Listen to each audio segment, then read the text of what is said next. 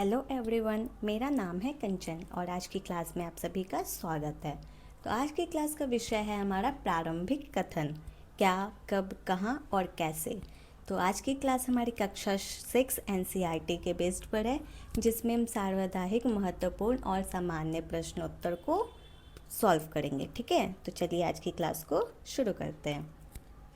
प्रारंभिक कथन, क्या, कब, कहाँ और कैसे। तो हमारा पहला प्रश्न है, सुलेमान और किरथर पहाड़ियाँ कहाँ स्थित है। तो सुलेमान और किरथर की पहाड़ियाँ जो है वर्तमान में भारत के, ध्यान देंगे वर्तमान में जो है ना, भारत के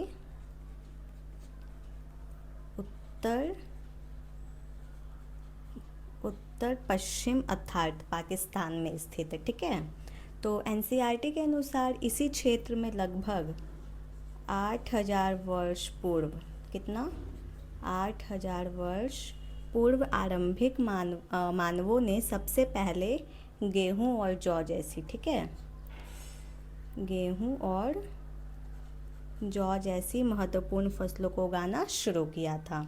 ठीक है, तो करेक्ट ऑप्शन क्या होगा, बी। हमारा अगला प्रश्न है, सिंधु को हिंदोस अथवा इंडोस सर्वप्रथम किसने कहा।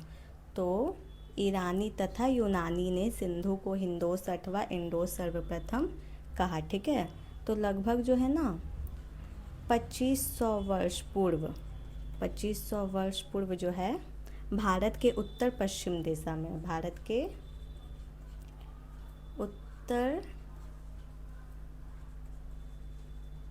उत्तर पश्चिम दिशा में आने वाले ईरानियों और यूनानियों ने जो है ना सिंधु नदी को हिंदोस अथवा इंडोस कहा था। ठीक है, उन्होंने इस नदी के पूर्व में स्थित संपूर्ण भूमि प्रदेश को इंडिया के नाम से भी संबोधित किया था। ठीक है, तो हमारा करेक्ट ऑप्शन क्या होगा, ए।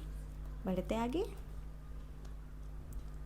पांडुलिपियों को निम्न में से किस भाषा में लिखा गया।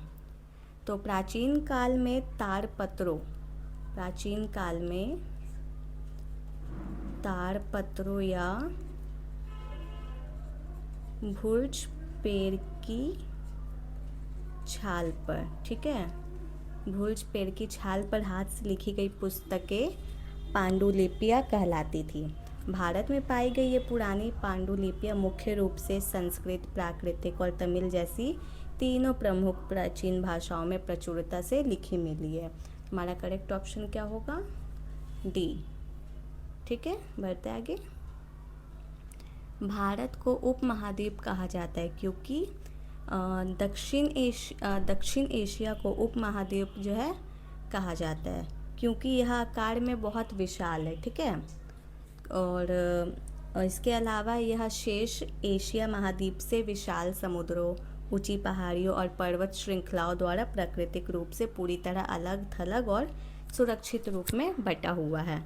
ठीक है, तो हमारा करेक्ट ऑप्शन क्या होगा, ऑप्शन सी, 1 और 2 दोनों, सी करेक्ट ऑप्शन होगा। बढ़ते आगे, पांडुलिपियों का क्या महत्व है।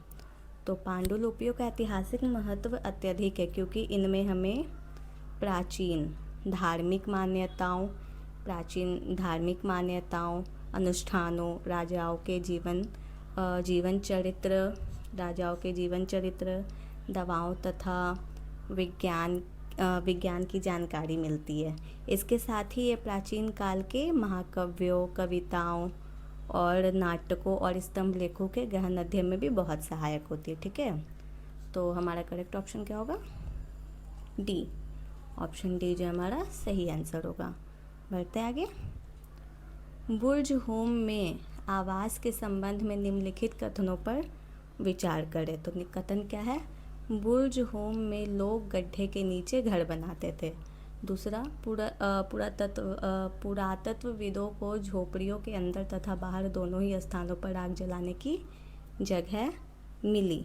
तो हमारा सही आंसर क्या होगा, सी, 1 और 2 दोनों ही सही है। ठीक है, तो वर्तमान कश्मीर के बुर्ज होम में, वर्तमान कश्मीर के बुर्ज होम में लोग कड़ाके की ठंड से बचने के लिए ज़मीन के नीचे गड्ढे खोदकर क्या बनाते थे? गर्तवास। ठीक है, गर्तवास बनाते थे। पुरातत्वविदों को झोपड़ियों के अंदर और बाहर दोनों जगह आग जलाने के प्रमाण मिले हैं, जिससे पता चलता है कि वे मौसम अनुसार खाना पकाते थे। ठीक है, तो करेक्ट ऑप्शन क्या होगा? सी। संभावित रूप में सबसे पहले मनुष्यों द्वारा कहाँ गेहूं, जौ उगाना और भेड़ बकरी पालना प्रारंभ किया गया? तो मेहरगढ़ में। ठीक है, मेहरगढ़ जो वर्तमान में पाकिस्तान के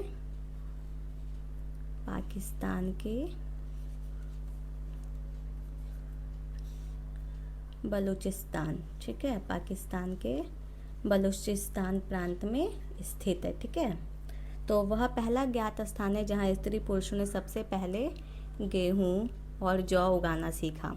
इसके साथ ही उन्होंने भेड़ बकरी पालना और मवेशियों को पालतू बनाकर एक अस्थायी जीवन की शुरुआत की थी। ठीक है, तो मेहरगढ़ जो है सही आंसर होगा। बढ़ते आगे, देखते हैं हमारा अगला प्रश्न। 12,000 साल पहले घास वाले मैदान क्यों बनने लगे? ठीक है, तो लगभग 12,000 साल पहले पृथ्वी की जलवायु में अचानक बड़े बदलाव आए और तापमान में काफ़ी वृद्धि होने लगी थी। ठीक है, तो इस बढ़ती गर्मी और जलवायु परिवर्तन के प्रत्यक्ष परिणाम स्वरूप दुनिया के कई हिस्सों में जो है ना विशाल घास वाले मैदानों का तेज़ी से विकास होने लगा था। ठीक है, तुम्हारा करेक्ट ऑप्शन क्या होगा? किसके कारण? तो परिवर्तन के कारण। तो डी जो है हमारा सही आंसर होगा। बढ़ते आगे। नवपाषाण काल के औजारों के संबंध में निम्नलिखित कथनों पर विचार कीजिए। तो हमारा कथन क्या है? औजार पॉलिश किए जाते थे। इस अवधि में ओखल और मसूल का उपयोग अनाज को पीसने के लिए किया जाता था। तो नवपाषाण काल में पाषाण उपकरणों को अधिक धारदार बनाने के लिए उन पर जो है ना बेहतरीन पॉलिश जो है ना चढ़ाई जाती थी। इसी काल में जो है वनस्पतियों, ठीक है, वनस्पतियों और अनाज को बारीक पीसने के लिए पहली बार ओखल तथा मसूल का भी व्यापक रूप से उपयोग किया जाने लगा था।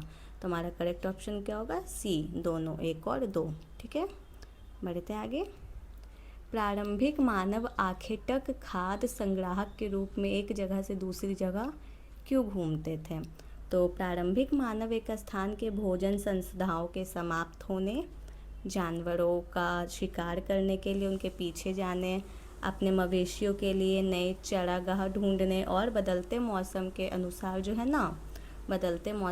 अनुसार फल फूल की तलाश में हमेशा एक जगह से दूसरी जगह घूमते रहते थे। तो हमारे ये सही ही है चारों। तो हमारा करेक्ट ऑप्शन क्या होगा? डी, 1 2 3 4। ठीक है, बढ़ते आगे।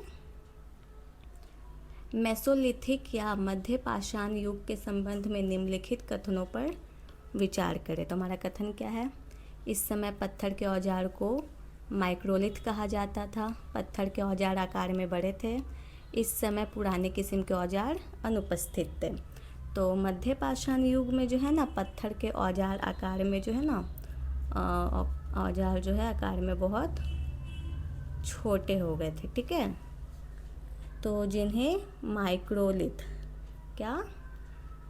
माइक्रोलिथ जो है ना माइक्रोलिथ या लघु पाषाण कहा जाता था।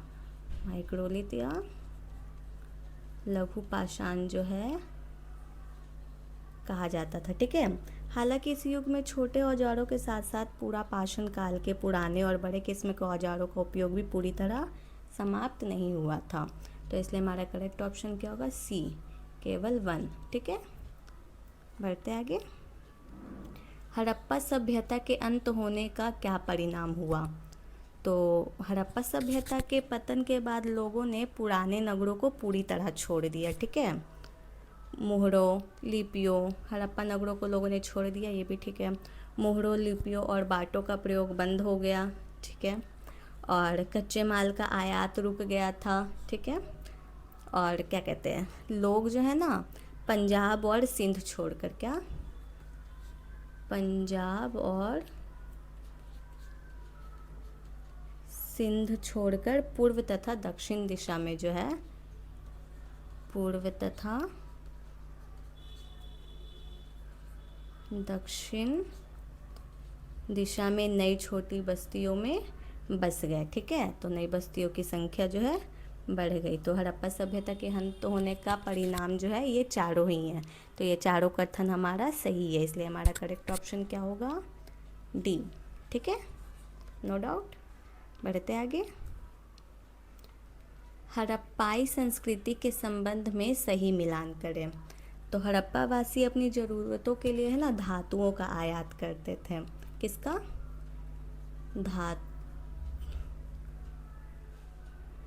धातुओं का जो है ना आयात करते थे। ठीक है, वे तांबे का आयात राजस्थान और ओमान से, ठीक है, कांसा बनाने के लिए टिन का आयात आधुनिक अफगानिस्तान और ईरान से, तथा मूल्यवान सोने का आयात जो है ना दक्षिण भारत के कर्नाटक राज्य से भारी मात्रा में करते थे।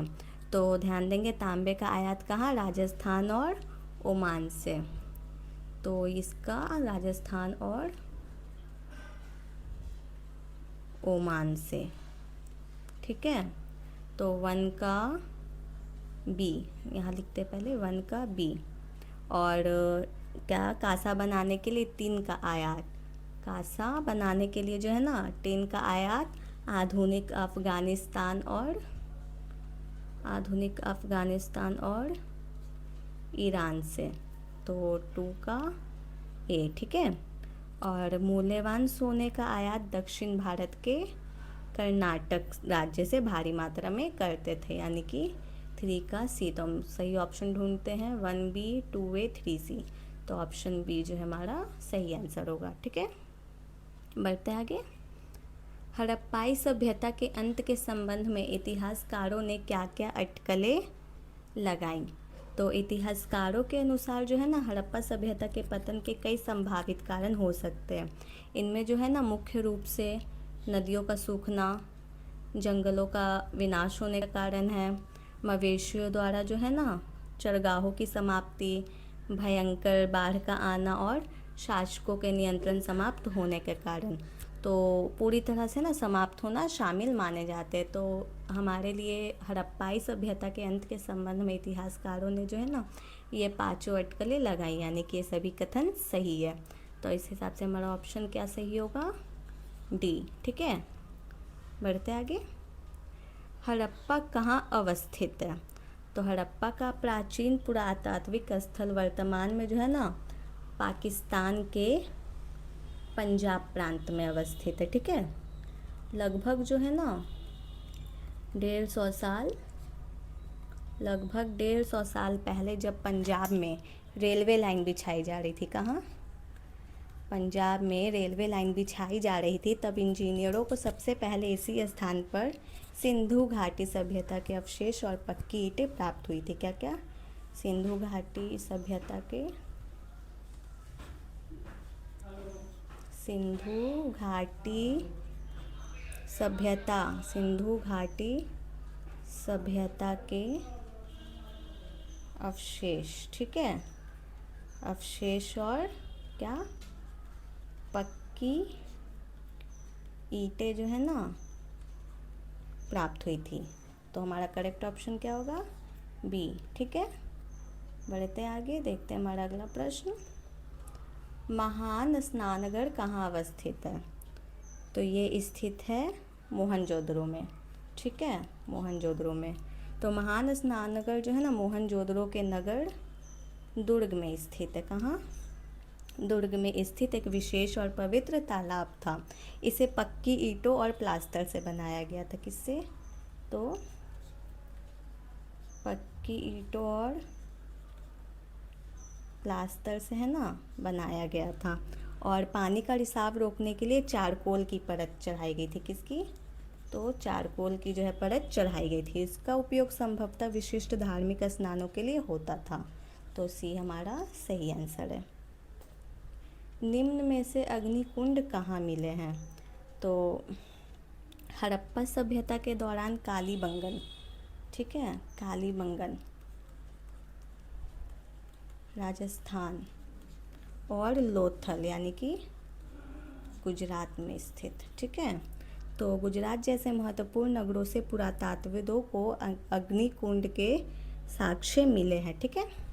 इन अग्निकुंड की जो है ना उपस्थिति यह दर्शाती है कि संभवतः इन स्थानों पर लोगों द्वारा नियमित रूप से यज्ञ और धार्मिक अनुष्ठान किए जा रहे हैं, ठीक है।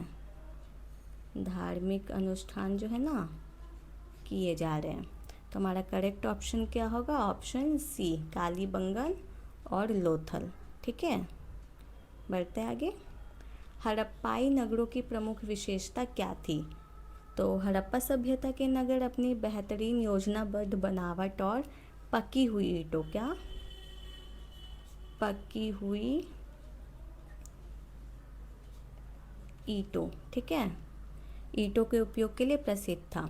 तो मोहनजोदड़ो का विशाल स्नानगढ़ और हड़प्पा, मोहनजोदड़ो तथा लोथल जैसे कई बड़े नगरों में पाए गए विशाल अनागढ़ यानी कि भंडारगृह इन प्राचीन नगरों की सबसे प्रमुख वास्तुशिल्पीय विशेषताएं थी, ठीक है। तो इस हिसाब से हमारा करेक्ट ऑप्शन क्या होगा? डी। ये चारों ही जो है हड़प्पाई नगरों की प्रमुख विशेषता थी, ठीक है।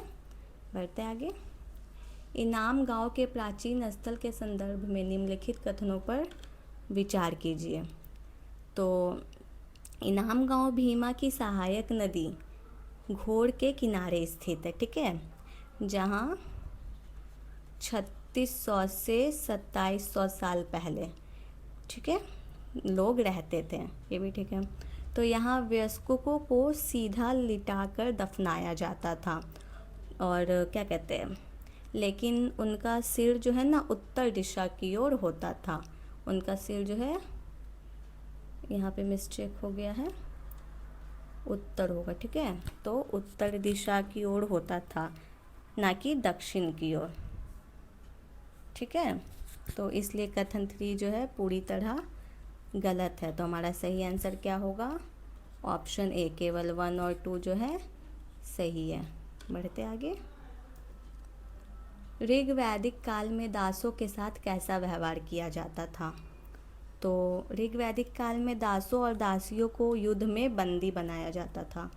युद्ध में जो है ना इनको बंदी बनाया जाता था। उन्हें उनके मालिकों को पूर्ण निजी संपत्ति माना जाता था और मालिक जो भी काम चाहते थे दासों को बिना किसी आपत्ति या मजदूरी के वह सारा काम अनिवार्य रूप से जो है ना करना पड़ता था।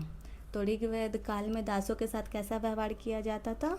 तो उन्हें उनके मालिकों की संपत्ति माना जाता था, ठीक है। तो ए जो है हमारा सही आंसर होगा। ऋग्वैदिक काल के दौरान प्रचलित राजनीतिक व्यवस्था के बारे में सत्य कथन का चयन करें। तो सत्य पहले हम कथन जानते हैं। राजा के पास लोगों से कर एकत्र करने की शक्ति थी। राजा का पुत्र स्वाभाविक रूप से राजा का उत्तराधिकारी होता था। तो ऋग्वैदिक काल में है ना राजा कोई नियमित कर यानी कि टैक्स एकत्र नहीं करते थे, ठीक है। तो राजा के पास लोगों से कर एकत्र करने की शक्ति थी, ठीक है, और ना ही उनके पास बड़ी सेनाएं होती थी। इसके अलावा राजा का पद जो है ना वंशानुगत नहीं था। क्या? वंशानुगत नहीं था, अर्थात राजा की मृत्यु के बाद उसका पुत्र स्वतः ही अलग राजा नहीं बन जाता था, ठीक है। तो इस हिसाब से हमारा क्या होगा? उपयुक्त में से कोई नहीं, दोनों ही कथन जो है गलत है। बढ़ते आगे। महापाषाण में मृतकों को विशिष्ट बर्तनों से दफनाया जाता था जिन्हें कहा जाता है काले और लाल बर्तन। बी जो है करेक्ट ऑप्शन होगा। तो महापाषाण काल की कब्रों में मृतकों के साथ अक्सर कुछ खास किस्म के मिट्टी के बर्तन, क्या मिट्टी के बर्तन जो है ना दफनाए जाते थे। इन विशिष्ट बर्तनों की पुरातत्वविदों द्वारा काले और लाल मिट्टी, ध्यान देंगे, काले और लाल मिट्टी के बर्तन, ठीक है, काले और लाल मिट्टी के बर्तन के नाम से जाना जाता है, जो उस समय काफ़ी प्रचलित थे। तो इसलिए हमारा करेक्ट ऑप्शन क्या होगा? Option B. बढ़ते आगे। कथन ए, महाजन पदों के शासकों ने संसाधन जुटाने के लिए नियमित अधिकारियों की नियुक्ति शुरू की। कारण, जनता द्वारा स्वेच्छा से दिए गए अवसर आधारित दान विशाल किलों के निर्माण और बड़ी अस्थायी सेनाओं के रख रखाव की संसाधनों की मांग को पूरा करने के लिए पर्याप्त नहीं थे। तो हमारा करेक्ट ऑप्शन क्या होगा? ए और आर दोनों सत्य हैं, यानी कि कथन ये और कारण दोनों ही सत्य हैं। ठीक है, तो जानते हैं क्यों? महाजन पदों के राजाओं को ना विशाल किले बनवाने और बड़ी अस्थायी सेना रखने के लिए भारी संसाधनों की जो है ना, भारी संसाधनों की जो है ना आवश्यकता थी। ठीक है, तो ऋग्वैदिक काल के स्वैच्छिक उपहार इसके लिए पर्याप्त नहीं थे, इसलिए उन्होंने किसानों, व्यापारियों, ठीक है, किसानों, व्यापारियों और कारीगरों से नियमित कर वसूलने के लिए, नियमित कर यानी कि टैक्स वसूलने के लिए अधिकारियों की नियुक्ति शुरू कर दी थी। ठीक है, तो हमारा करेक्ट ऑप्शन क्या होगा? Option A. बढ़ते आगे। सिकंदर महान किस नदी के तट पर पहुंचा था, जिसके बाद उसके सैनिकों ने और आगे पूरब की ओर बढ़ने से इनकार कर दिया था? तो लगभग जो है ना 2300 वर्ष पूर्व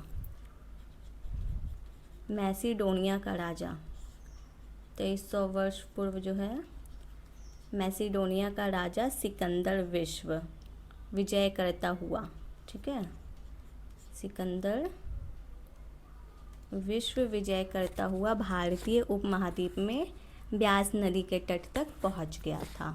तो हमारा करेक्ट ऑप्शन क्या होगा? ब्यास।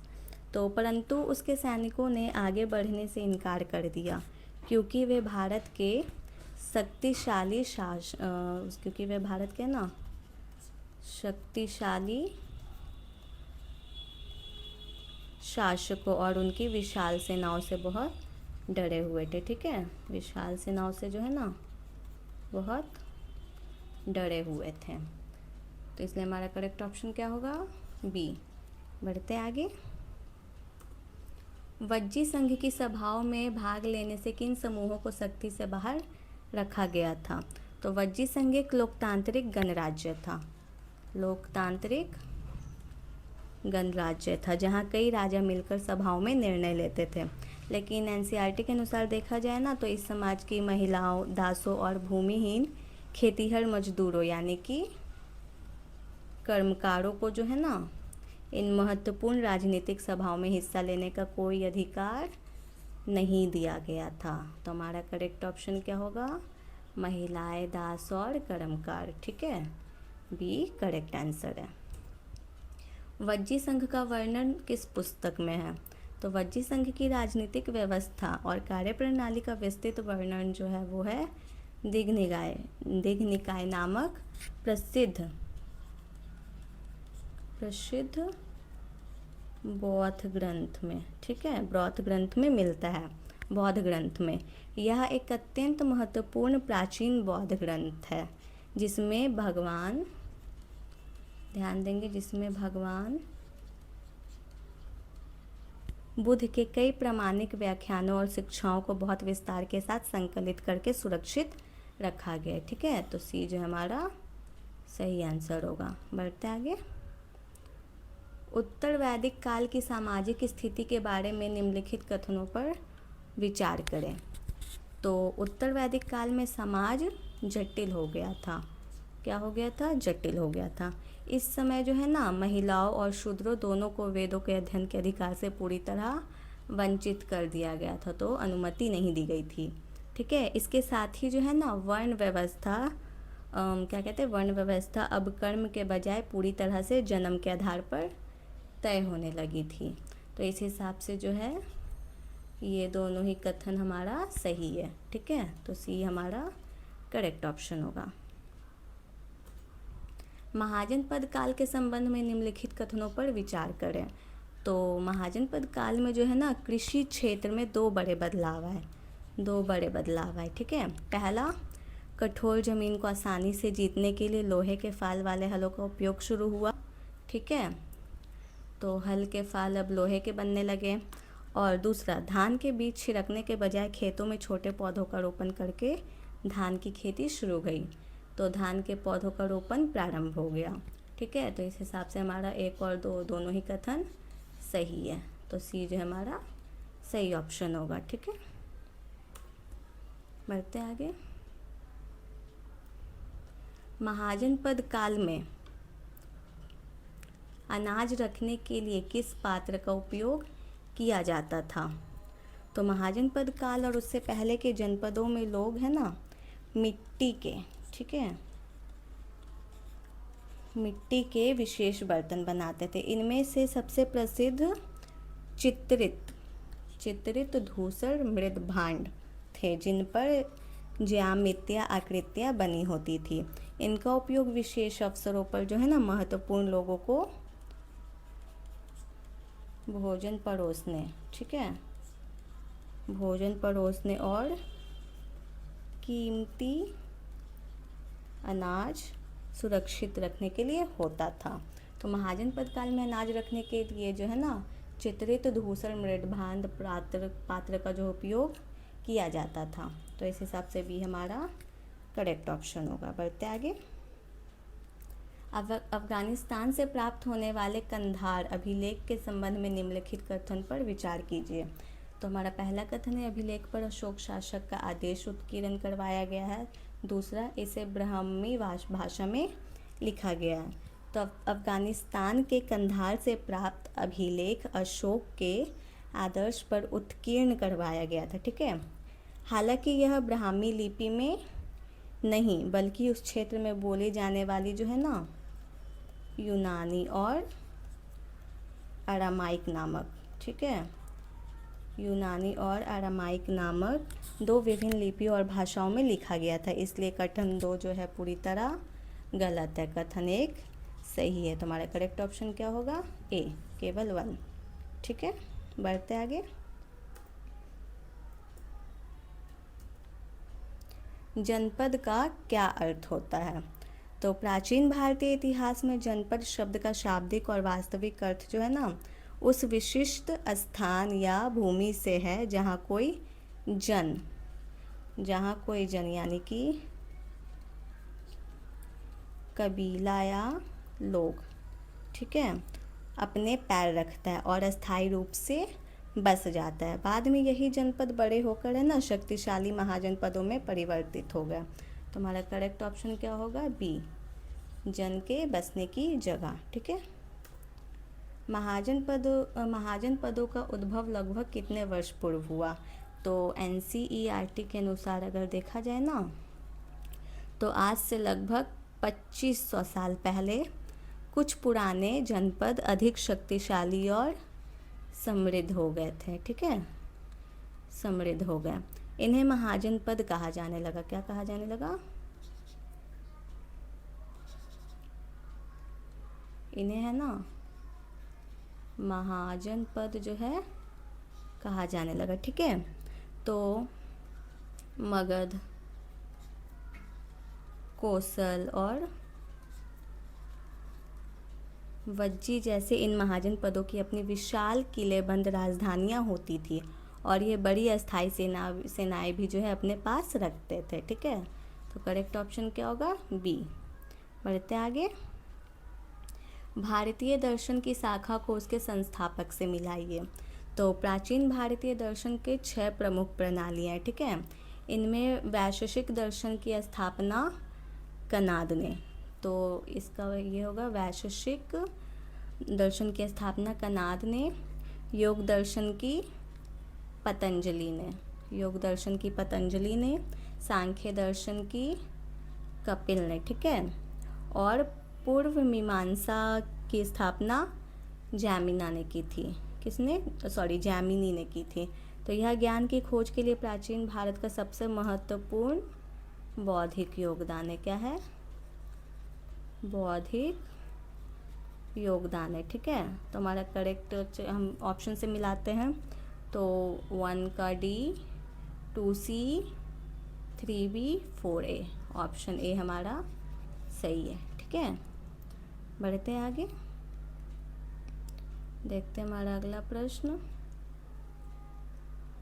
पाणिनि के संबंध में निम्नलिखित कथनों पर विचार करें।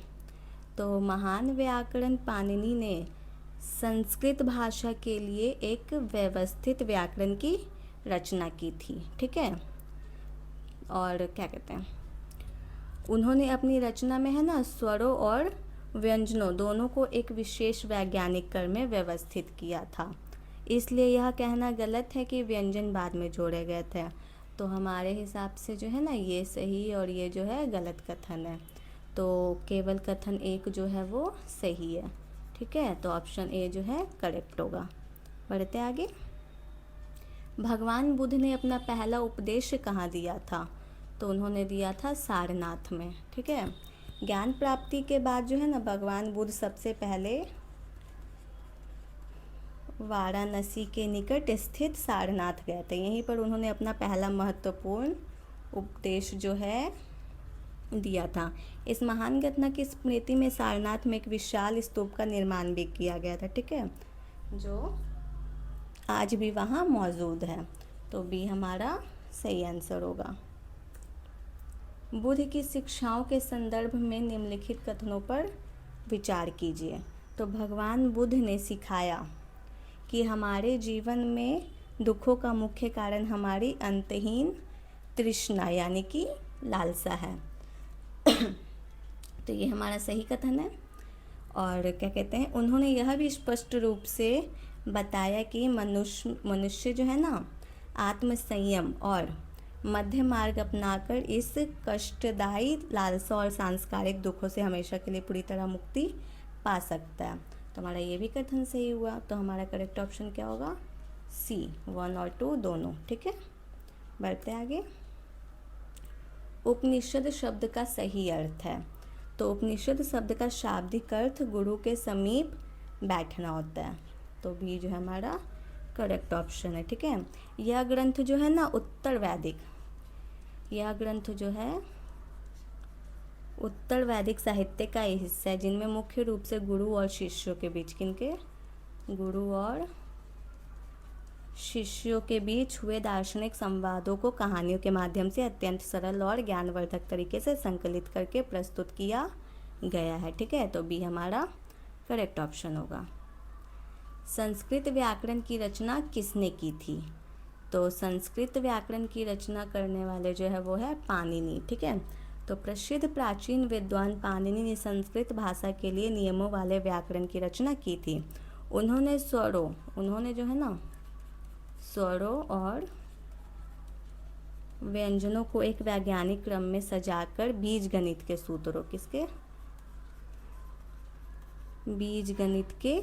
सूत्रों जैसे लगभग 3000 संक्षिप्त नियम बनाए, जिन्होंने संस्कृत भाषा को एक अत्यंत व्यवस्थित और शुद्ध रूप प्रदान किया। ठीक है, तो इसलिए हमारा करेक्ट ऑप्शन क्या होगा? सी।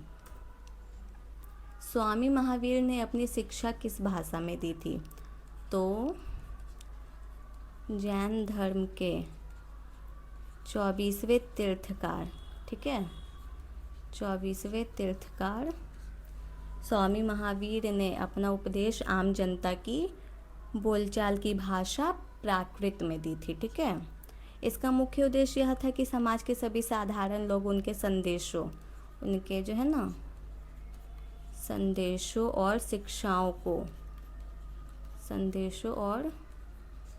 शिक्षाओं को बिना किसी कठिनाई के आसानी से समझ सके और अपना सके। तो इसलिए हमारा करेक्ट ऑप्शन क्या होगा? सी। बढ़ते आगे, देखते हैं हमारा अगला प्रश्न। जैन धर्म के संदर्भ में निम्नलिखित कथनों पर विचार कीजिए।